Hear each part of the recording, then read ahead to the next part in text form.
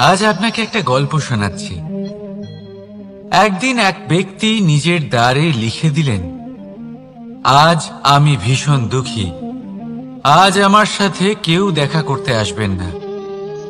কিছুক্ষণ পরে তার এক বন্ধু এলো। সে সেই লেখা পড়ল, তাও গিয়ে তার সাথে দেখা করল। সে বলল, আমি লেখাপড়া জানি না, কিন্তু আমার বন্ধুর মনের এই বেদনা, এটা আমাকে সবসময় ডাক দেয়। এরাই হলো আসল বন্ধু।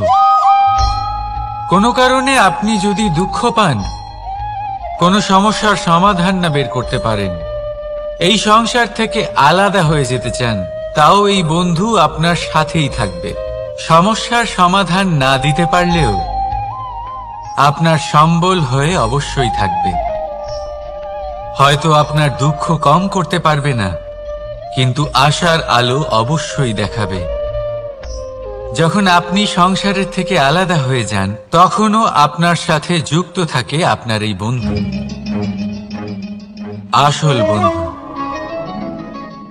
এবারে আমরা মানুষেরা বড়ই বিচিত্র।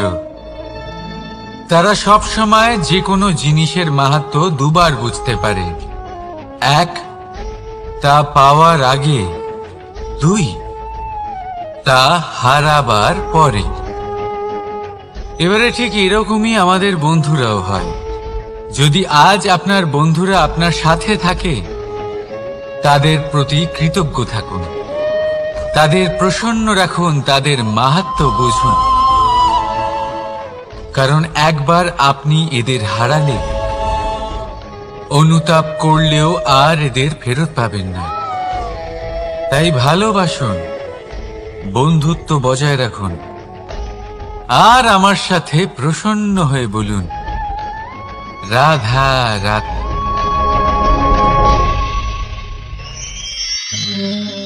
আমাদের মধ্যে বহু মানুষ মাঝে মাঝে নিজেকে অকর্মণ্য মনে করি। ভেবে নিই যে এত চেষ্টা করার পরেও কিছুই পেলাম না, আর হয়তো পরেও কিছুই পাব না। আর সেই জন্য নিজের জীবনের সমস্ত বোঝা অন্য কারোর কাঁধে চাপিয়ে দিই, নিজের ওপরে বিশ্বাস হারিয়ে ফেলি। কেন বুঝতে পারেন না এই কথাটা? যে যতক্ষণ না পায়ে কোনো কাঁটা ফুটবে, ব্যক্তি কি করে বুঝতে পারবে যে এরপর থেকে নিচে তাকিয়ে চলতে হবে? সূর্যকে নিজে জ্বলতে হয় যাতে বাকিদের প্রকাশ দিতে পারে সে। রাতের অন্ধকারের সাথে লড়াই করার জন্য চন্দ্রিমাকে আকাশে একা উজ্জ্বল হতে হয়। নদী নিজের যাত্রা কি করে করে, নিজের পথ কি করে নির্মাণ করে? সে পাথরের সাথে লড়াই করে তা বানায়। যদি স্বয়ং আপনি নিজের সাহায্য করতে অক্ষম হন, তাহলে নিশ্চিতভাবে আপনার এই জীবন ব্যর্থ হয়ে যাবে। তাই মনে রাখবেন, এই সংসারে নিজের জীবনের ভার নিজের কাঁধেই বহন করতে হয়। অন্যের কাঁধের ওপর শুধুমাত্র পরলোক যাত্রা হয়। সেই জন্য এই সংসারে জীবিত সেই যে আত্মনির্ভর।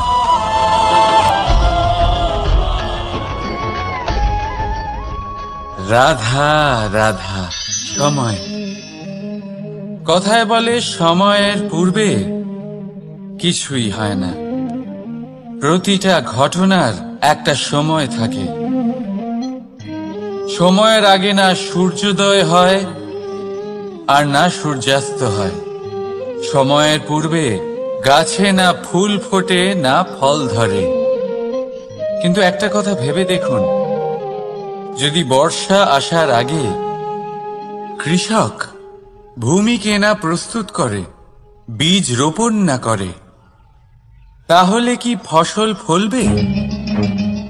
যদি কোনো যোদ্ধা যুদ্ধের পূর্বে নিজের অস্ত্রের ধার না দেয়, তাহলে সে যুদ্ধ কি করে লড়বে? এর মানে এটাই হলো যে সময় আপনার যখন আসার তখন অবশ্যই আসবে, কিন্তু ততক্ষণ এটাও গুরুত্বপূর্ণ যে আপনি নিজেকে তার জন্য তৈরি রাখুন।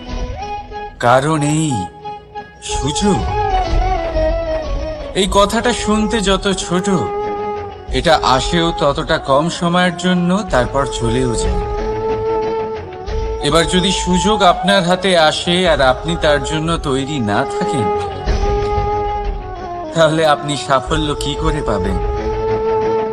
তাই আপনি সঠিক সময়ের জন্য অপেক্ষা করুন, সেই সুযোগের জন্য অপেক্ষা করুন, কিন্তু ততক্ষণ নিজের চেষ্টার দ্বারা নিজেকে আরো সক্ষম করে তুলুন, কারণ সাফল্য আপনার জন্য অপেক্ষা করছে, শুধু আপনি তার জন্য তৈরি থাকুন। রাধা রাধা। কথা মানুষের পাওয়া সবচেয়ে অদ্ভুত উপহার। এই কথাই মানুষকে এই সংসারের সমস্ত প্রাণীর থেকে ভিন্ন করে তোলে, সংসারের সবচেয়ে উপরে নিয়ে যায়।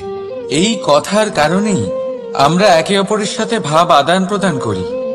আমি আমার মনের ভাবনা অন্য কাউকে ব্যক্ত করতে পারি, অন্য কেউ তাদের ভাবনা আমাকে ব্যক্ত করতে পারে। এই কথাই আমাদের সবচেয়ে বড় ঢাল। এবারে দেখুন, আপনি নিশ্চয়ই লক্ষ্য করেছেন, কারোর কথা মধুর হলে লোকে তাকে ভালোবাসে, তাকে নিজের বন্ধু বানায়। সেইভাবেই যদি কারোর কথা কঠোর হয়, তাহলে লোকে তাকে ঘৃণা করে, তাকে নিজের শত্রু মনে করে। এই কথাই ভাষা হয়ে আমাদের ইতিহাস রচনা করে। তবে আমরা কি সত্যি বাণীর বিষয়ে অতটাই ভাবি যতটা আমাদের ভাবা উচিত? ভেবে দেখুন, মানুষের কথা বলতে শিখতে কত সময় লাগে। কোনো বালক 1.5 বছর বয়সে কথা বলতে শেখে, কেউ 2 বছরে, কেউ 3। এবার দেখুন, মানুষ 1.5 বছর বয়সে কথা বলতে শিখে গেলেও তার কি বলা উচিত এটা সারা জীবনেও শিখতে পারে না। এর উপরে মনোনিবেশ করুন, এটা বোঝবার চেষ্টা করুন কি বলা উচিত। নিজের কথা শুদ্ধ করুন, নিজের কথা মধুর করুন, আর সেই মধুরতার সাথে আমার সঙ্গে বলুন, রাধা রাধা। এই লক্ষ্য আসলে কি? এই লক্ষ্য তাই যা আমরা পেতে চাই। এই সংসারে সুখী কে হয়? সুখী সেই যে তার লক্ষ্য পেয়ে গেছে। দুঃখী কে হয়? দুঃখী সেই যে তার লক্ষ্য এখনো পায়নি। এবারে প্রশ্ন এখন এটাই যে লক্ষ্য সবাই পেতে চায়, লক্ষ্য পাওয়ার জন্য সবাই প্রাণপণ চেষ্টাও করে, তাহলে সবাই তাদের লক্ষ্যে পৌঁছতে পারে না কেন? ঠিক আছে, কোথাও না কোথাও কিছু না কিছু কমতি থেকেই যায়, যাই বাধা থাক। আজকে আমি আপনাকে একটা উপায় বলবো এই লক্ষ্য পাওয়ার জন্য। একটা কাগজ নিন, তাতে একটা চিহ্ন বানান, সেটাই হবে আপনার লক্ষ্য। এবারে সেই লক্ষ্যে পৌঁছানোর একটা পথ বানান। এবারে এই যাত্রাকে ভিন্ন ভিন্ন ভাগে বিভাজন করে দিন। এবারে এটা হলো আপনার পরিকল্পনা। এবার এই পরিকল্পনা ক্রমানুসারে আপনি পালন করতে থাকুন, এইটাই হবে আপনার চেষ্টা। এবার এইভাবে যদি আপনি চেষ্টা করতে থাকেন, যাই আপনার কল্পনা হোক না কেন তা বাস্তব অবশ্যই হবে। তাহলে এই কল্পনাকে বাস্তবে রূপান্তরিত করুন। এইভাবেই নিজের পরিকল্পনা পালন করতে থাকুন। আপনার যাই কল্পনা থাকুক বা যাই লক্ষ্য থাকুক, তা বাস্তবে পরিণত হয়ে আপনার হাতে অবশ্যই আসবে। রাধা রাধা। বাবার এক মিত্র ছিলেন, বড়ই দুঃখী ছিলেন, বিপদে পড়েছিলেন। কি করবেন? ব্যবসা ভালোভাবে চলছিল না, বাড়িতে শান্তি ছিল না, সমস্ত জায়গায় ক্ষতি হচ্ছিল। তাই উনি একজন জ্যোতিষীকে দেখালেন। জ্যোতিষী বললেন, আপনার যে বাড়ি আছে সেটা আপনার জন্য অশুভ, আপনার এই বাড়ি পাল্টে ফেলুন। উনি বাড়ি পাল্টে ফেললেন, তবুও ওনার সমস্যার সমাধান হলো না।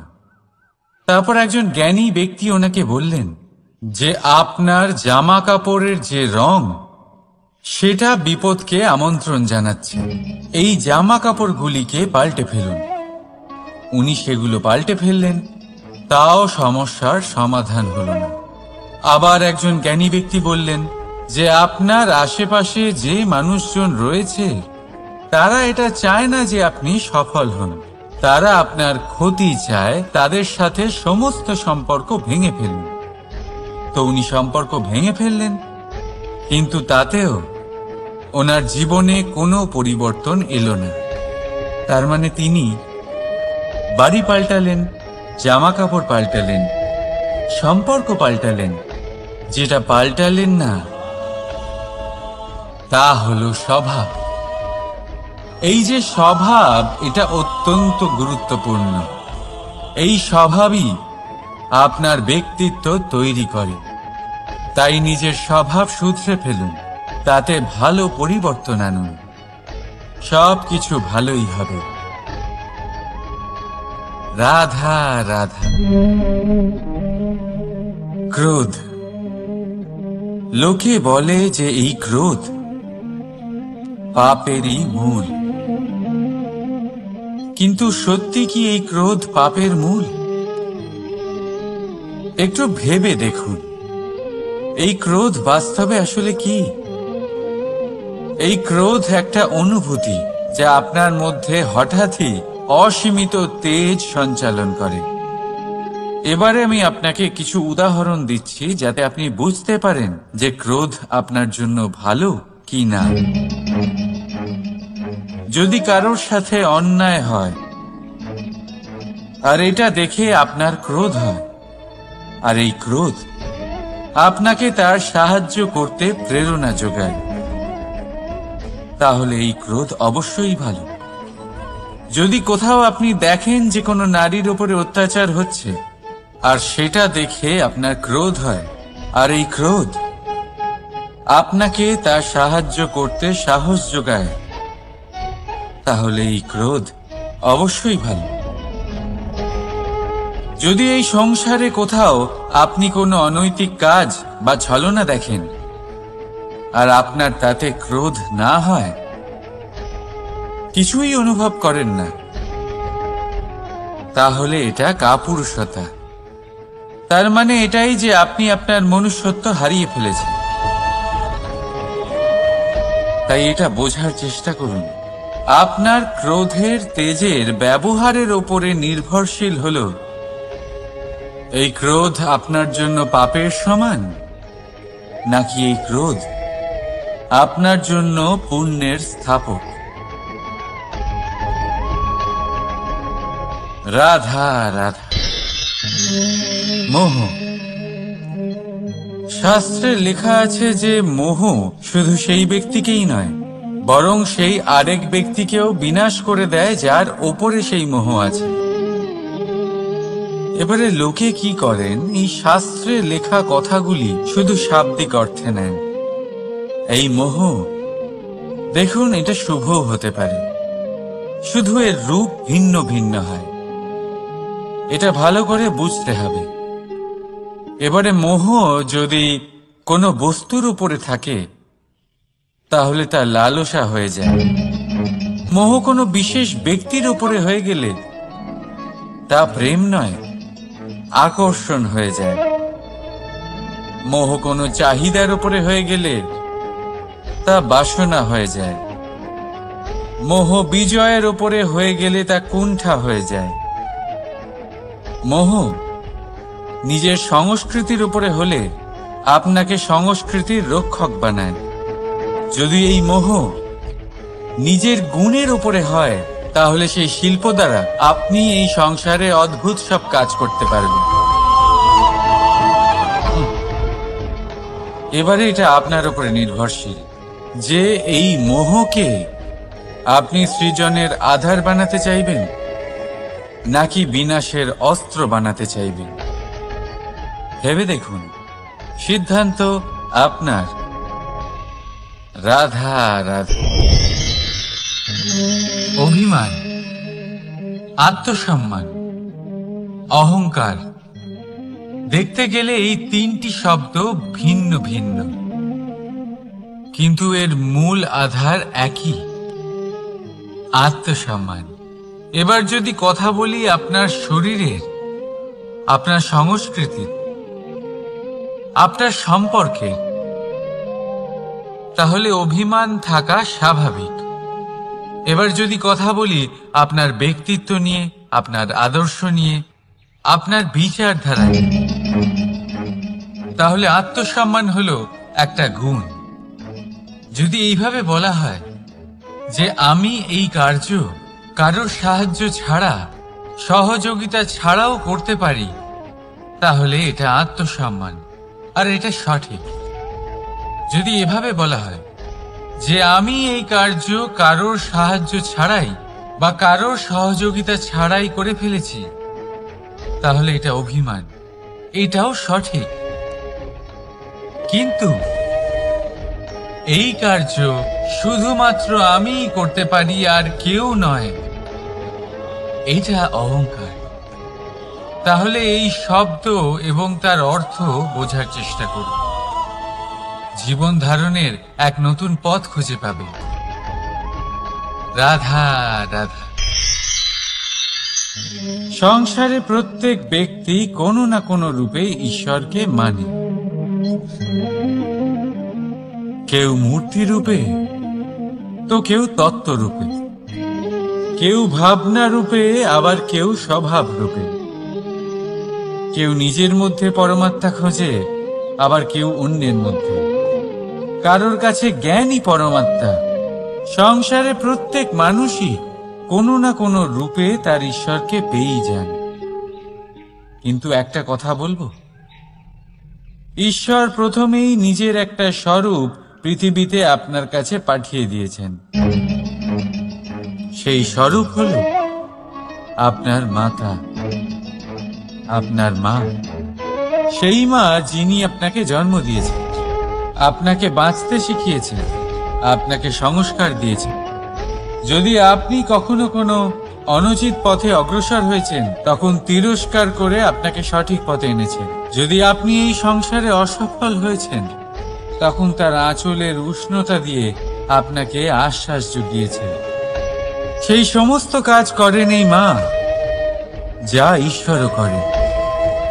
সেই জন্য মনে রাখবেন যে এই সংসারে আপনার সবচেয়ে প্রথম ঈশ্বর যদি কেউ থাকে, তাহলে তা আপনার মা।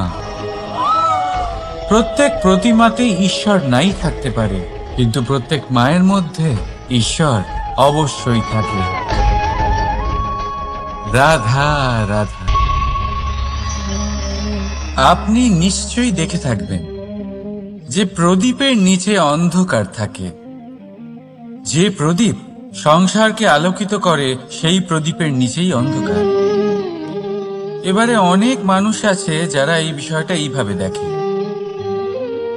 যে ব্যক্তি নিজের সমস্যার সমাধান করতে পারে না, আর গোটা সংসারকে উপদেশ দেয়। কিন্তু এটা দেখার আরো একটা দৃষ্টিভঙ্গি আছে, আর সেটা হচ্ছে যে স্বয়ং জ্বলে সংসারকে আলোকিত শুধু সেই করতে পারে যা রাধার বড়ই শীতল হয়। এই সংসারের পথপ্রদর্শক সেই হতে পারে, এই সংসারকে দিশা সেই দেখাতে পারে যার মধ্যে সন্তোষ আর ধৈর্য শক্তি আছে। এবারে দেখুন, এটা অত্যন্ত গুরুত্বপূর্ণ বিষয় যে বিবেক তখনই কাজ করে যখন মন শান্ত থাকে, যখন মন শীতল থাকে। তাই যদি আপনি এই জীবনে কোনো বড় কর্ম করতে চান, তাহলে সর্বপ্রথম আপনার এই মনকে, এই বিবেককে, এই হৃদয়কে, এই আধারকে, এই ভূমিকে শীতল রাখতে শিখুন। ধৈর্য ধরুন। সংসারে এমন কিছু নেই যা আপনি করতে পারবেন না। রাধা রাধা। এই প্রদীপ দেখতে পাচ্ছেন আপনি, নিজেও জ্বলে আর এই বাতিকেও জ্বালিয়ে রাখে, আর এই সংসারকে প্রদান করে প্রকাশ। অন্ধকারাচ্ছন্ন ব্যক্তিকে প্রদান করে আশার আলো। কিন্তু এটা কখনো ভাবে না যে সেই মাটি কেমন হবে যা দিয়ে এটা তৈরি করা হয়েছে, সেই কুমোর কেমন হবে যে একে আকার দিয়েছে। ভাবে না যে একে কিনেছে তার বাড়ি কেমন হবে, তা কতটা সুসজ্জিত।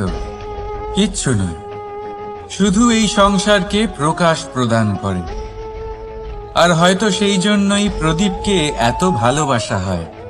সে নিজের বা অন্যের বাড়ি দেখে কখনোই জ্বলে না, সে জ্বলে শুধু অন্ধকারের সাথে লড়াই করতে। তাই আপনিও নিজের ব্যবহার এই প্রদীপের মতো করে তুলুন।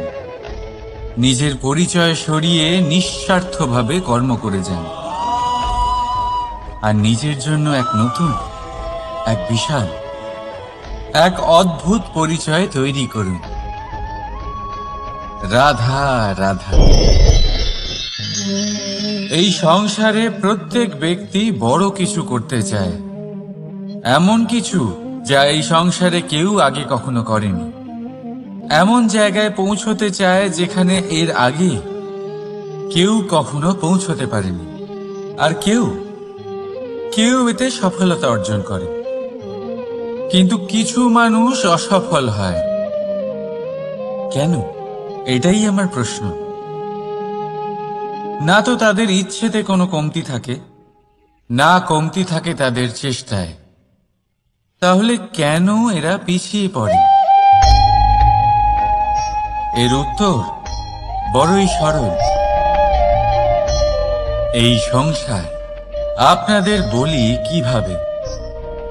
আপনারা সকলে সংসারে মহান কাজ করতে চান, সেই মান, সেই সম্মান পেতে চান যা এর আগে কেউ কখনো পায়নি। কিন্তু আপনার সমস্যা এটাও যে এই কাজে সংসার আপনার সাথে থাকছে না। বড়ই অদ্ভুত ব্যাপার।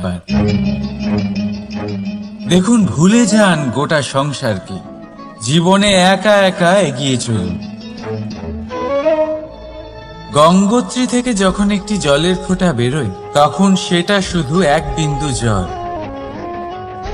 তারপরে যখন সে তার যাত্রা শুরু করে অন্য জলের ফোঁটার সাথে মিশে, তখন সে স্রোতে পরিণত হয়, গঙ্গাতে পরিণত হয়। যদি আপনি জীবনে এগোতে চান তাহলে একলা এগোতে শিখুন, নির্ভীক হয়ে, সাহসের সাথে, ধনাত্মক চিন্তা নিয়ে জীবনে এগিয়ে চলুন, একা এগিয়ে চলুন। আর দেখবেন সেই মান, সেই সম্মান আপনার জন্যই অপেক্ষা করে আছে। রাধা রাধা। কর্ম। মানুষ সর্বদা কর্ম করতে থাকে, আর এই কর্মের জন্যই সে মান, সম্মান, ধন, প্রতিষ্ঠা লাভ করে। এবার মানুষ সবসময় চেষ্টা করে যাতে সে ভালো কর্ম করে যায়। তাহলে আপনাকে বলি,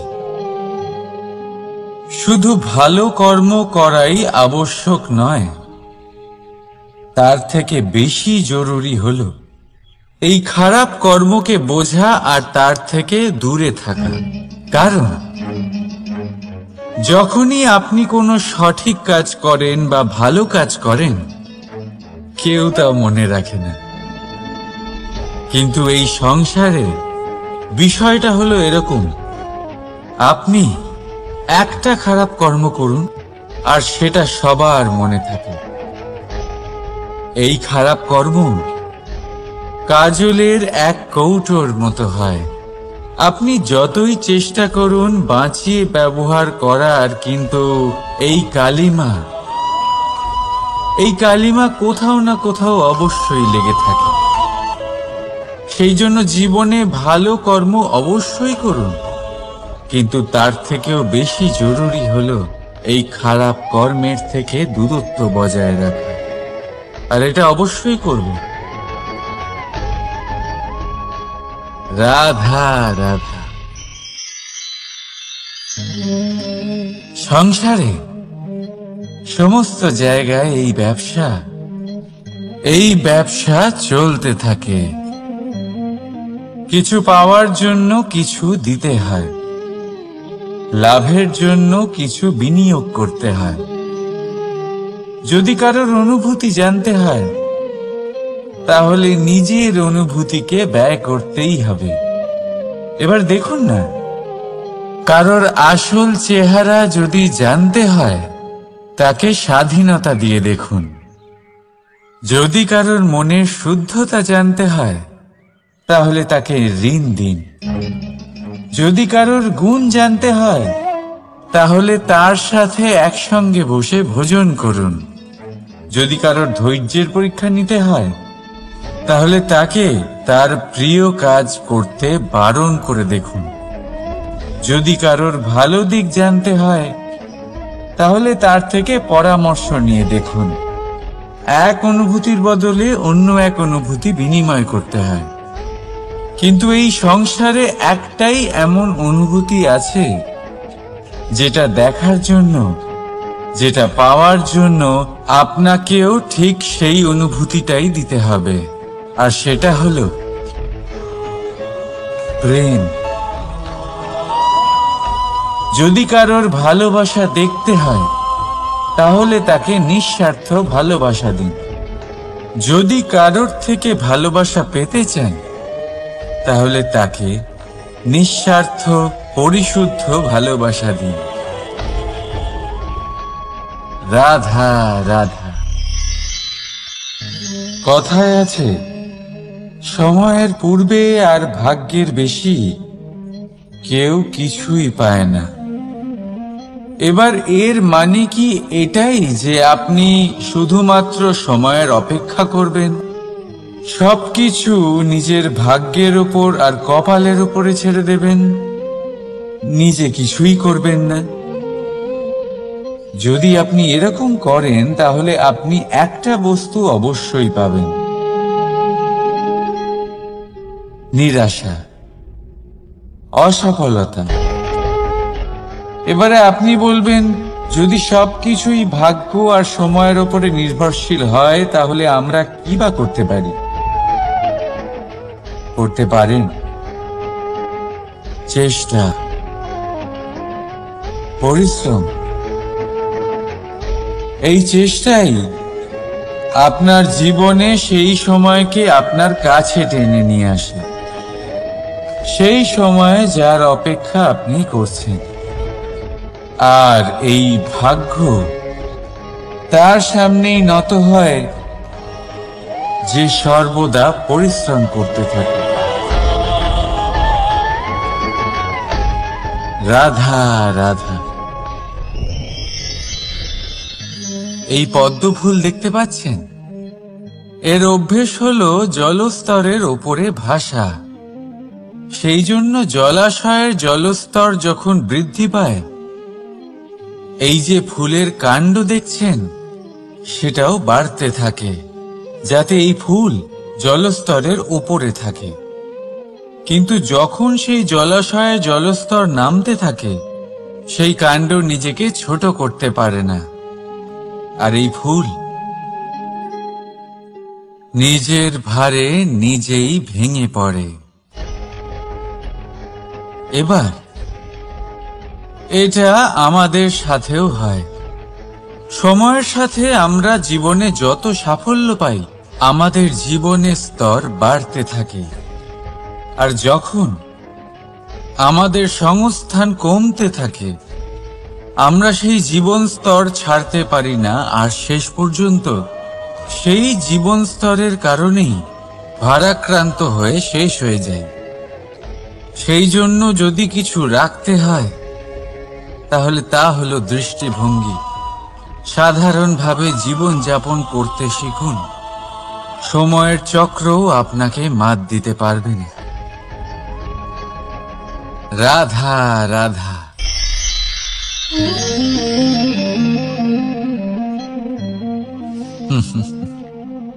সময়, এই সময় না কোনো ব্যক্তি, না জীব, না বস্তু, তাও সময় জীবিত থাকে। এই সময় না জল, না অগ্নি, আর না বায়ু, কিন্তু তাও আমাদের জীবনের আধার। এই সময় দেখতে গেলে মানুষ এই সময়ের হাতের খেলনা। কখনো আমাদের সময় ভালো হয়, আবার কখনো খারাপ। কেউ সময় আসার প্রতীক্ষা করে, আবার কেউ সময় যাওয়ার প্রতীক্ষা করে, কিন্তু এই সময় কারোর হাতে ধরা দেয় না। এই সময় যা কেউ দেখতে পায় না, এটা সবাইকে সবকিছু দেখিয়ে যায়। দেখিয়ে যায় যে আপনকে আর পরকে, আমাদের শুভাকাঙ্ক্ষীকে আর ক্ষতিকে চায়, আমাদের মিত্রকে আর আমাদের শত্রুকে। এই সময় আপনাকে দেখায় যে আপনি কতটা শক্তিশালী, সেই সময় আপনাকে দেখিয়ে যাবে আপনি কতটা দুর্বল। এই সময় সব কিছু দেখিয়ে যায়। তাই এই সময় যা এতটা শক্তিশালী, তা আমরা নষ্ট কেন করি? ভেবে দেখুন। এবারে উঠুন আর এই সময়ের সম্পূর্ণ ব্যবহার করুন। এই সময়ের সদ্ব্যবহার করুন, কারণ এই সময়কে ব্যবহার করাটাই আপনার হাতে রয়েছে, আর কিচ্ছু না। আর এই সময় একবার বয়ে গেলে তখন যাই করুন না কেন, কখনো ফেরত আসবে না। সময়ের সদ্ব্যবহার করুন আর সবার মধ্যে আনন্দ ছড়ান। আর আসুন আমার সাথে ভালোবেসে বলুন, রাধা রাধা।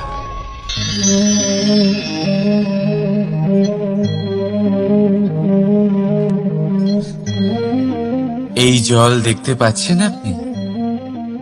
এটা ঘোলা জল, এতে ময়লা মিশে আছে। কিন্তু যদি আপনি এটা কিছুক্ষণ এমনি ফেলে রাখেন, তাহলে দেখবেন এই ময়লা আপনা থেকেই নিচে থিতিয়ে পড়বে। কিন্তু এই পাত্রটা নাড়াতে থাকলে এমনটা হবে না। শান্ত ছেড়ে দেবেন, তবেই এই ময়লা নিজেই নিচে চলে যাবে। ঠিক সেইভাবেই যখন আমাদের জীবনে কোনো সমস্যা আসে, কোনো অশান্তির সৃষ্টি হয়, তখন উত্তেজিত হয়ে পড়লে, নিজের সংযম হারিয়ে ফেললে আমরা এর সমাধান পাব না। শান্ত থাকলে তখনই সমস্যার সমাধান পাব।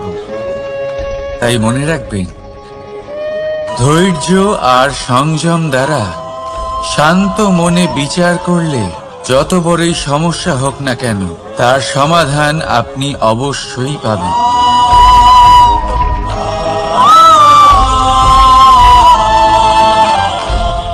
কারণ অশান্তির সমাধান শুধুমাত্র শান্তি। রাধা রাধা। প্রজাপতি আকাশে উড়ে বেড়ায়, সে সুন্দর ফুলের রস আস্বাদন করে, উন্মুক্ত উড়ে বেড়ায়, কিন্তু তারও বিপদ কম কিছু নেই। যেমন হলো পতঙ্গ, জন্তু এই প্রজাপতিকে নিজের আহার করে নেয়। তাকে এদের থেকে সাবধানে থাকতে হয়। সত্য হলো এটাই যে এই প্রজাপতি ততদিনই সুরক্ষিত থাকে যতদিন এদের পাখনা বৃদ্ধি পায় না। যখন এরা এদের খোলসের মধ্যে থাকে, যখন না কারো দৃষ্টি এদের ওপর পড়ে, আর না কোনো শত্রু এদের আঘাত করতে পারে। কিন্তু তখন তারা বন্ধ থাকে, অবিচল নিশ্চল থাকে। এই সুন্দর সংসার দেখার জন্য, এই সুন্দর আকাশ পাওয়ার জন্য তাকে তার সুরক্ষা ক্ষেত্র থেকে বাইরে বেরিয়ে আসতেই হয়। আর এটাই জীবনের নিয়ম। মানুষের সাথেও ঠিক এরকমই হয়। যদি মানুষ বিশ্রাম আর সুরক্ষা এদের বন্ধন থেকে না বেরোয়, তাহলে সে জীবিত অবশ্যই থাকবে, কিন্তু জীবন ধারণ করতে পারবে না।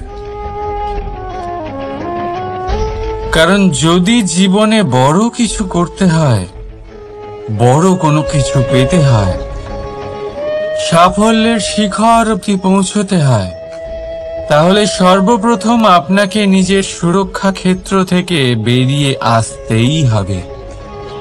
এই আরামকে ত্যাগ করতেই হবে। তবেই আপনি সফল হতে পারবেন। তবেই আপনি এই প্রজাপতির মতো আকাশে উড়ে বেড়াতে পারবেন।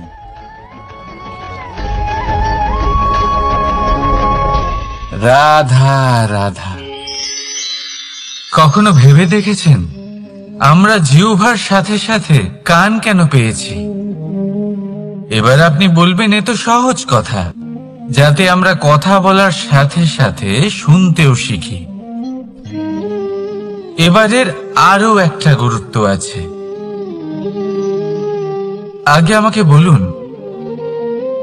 নিজের প্রশংসা শুনতে কার না ভালো লাগে? সবারই ভালো লাগে। এটাই হলো মূল কথা। যদি এই কান দিয়ে আপনি নিজের প্রশংসা শুনতে চান, তাহলে সর্বপ্রথম এই জিহ্বা দিয়ে অন্যের প্রশংসা করতে শিখুন। এবার প্রশংসার বিষয়ে একটা অত্যন্ত গুরুত্বপূর্ণ কথা আপনাদের বলি। কখনো যদি কারোর প্রশংসা আপনি করেন, তাহলে সবার আগে সেই ব্যক্তির উৎসাহ বেড়ে যায়। আর তারপর নিজে যদি ভেবে দেখেন, তাহলে নিজের মনেও সন্তুষ্টি আর প্রশান্তি চলে আসে। আর একবার যদি এই মন প্রশান্তিতে ভরে যায়, তারপরে কেউ প্রশংসা করুক বা না করুক, কিচ্ছু যায় আসে না। সেই জন্য সবসময় অন্যের সম্মান করবেন, স্নেহ করবেন, প্রশংসা করবেন, সুখ ভাগ করে নেবেন। যার মধ্যে যেটা ভালো আছে তা বলুন, তাকে মনে করান তিনিও ভালো, তার উৎসাহ বাড়িয়ে তুলুন। তিনি জীবনে সামনে এগোবেন, আর এই ব্রহ্মাণ্ড আপনাকে কখনো পিছিয়ে থাকতে দেবে না। রাধা রাধা। সত্য এবং অসত্য দুটোর মধ্যে পার্থক্য কি আছে? পার্থক্য হলো অ অক্ষরটার। এবার অ দিয়ে হতে পারে আরম্ভ, অ দিয়ে হতে পারে অন্ত। সত্য হলো সেটা যেখানে সমস্ত পথের আরম্ভ হয়, অসত্য সেটা যেখানে সমস্ত পথের শেষ হয়। এবার এরা চলতে হয়তো পারে না, কিন্তু তাও ছাপ রেখেই যায়। সত্য সেই ছাপ রেখে যায় যা একটা উজ্জ্বল উৎকৃষ্ট উদাহরণ হতে পারে, আর অসত্য সেই উদাহরণ তৈরি করে যা একটা কলঙ্কিত ইতিহাস তৈরি করে। এখন আপনি আগামী সময়ের জন্য কেমন ছাপ রেখে যাবেন, এই সিদ্ধান্ত পুরোপুরি আপনার। রাধা রাধা। চলুন একটা প্রশ্ন করি। কোন মানুষকে জিজ্ঞাসা করবেন যে সে মূর্খ, অলস, বিবেকহীন, অসফল, এইসব বিশেষণ দিয়ে নিজেকে পরিচিত করতে চাইবে? না। কাউকে জিজ্ঞাসা করুন, আপনি কি মূর্খ? না। আপনি কি অসফল হয়েছেন? না। আপনি কি বিবেকহীন? না। এবার বলুন, আপনি জীবনে মূর্খ বিবেকহীন হবার জন্য কোনো ভালো পরিকল্পনা বানিয়েছেন? উত্তর পাবেন না। কারণ কোনো পরিকল্পনা বানানো হয় না যাতে আপনি মূর্খ বা অসফল হন। মানুষ মূর্খ বা অসফল তখন হন যখন কোনো পরিকল্পনাই থাকে না। দেখুন, একটাই ছোট জীবন, তাকে স্থির করুন যাতে অনেক বেশি সংখ্যক মানুষকে আপনি জুড়ে রাখতে পারেন, অনেক বেশি শান্তি পেতে পারেন, অধিকতর সাফল্য লাভ করতে পারেন, বেশিরভাগ মানুষের পথপ্রদর্শক হয়ে তাদের মঙ্গল করতে পারেন। অসফল হয়ে বাড়িতে বসে থাকার চেয়ে ভালো হলো যে আপনি একটা পরিকল্পনা করে অসফল হন, কারণ তখন আপনার কাছে আরো একটা বিকল্প থাকবে, একটা নতুন পরিকল্পনা বানানোর, তাকে সার্থক করার। কারণ এমন কোনো পরিকল্পনা তো অবশ্যই থাকবে যা আপনাকে আপনার লক্ষ্যে পৌঁছে দেবে, তাই তো? রাধা রাধা।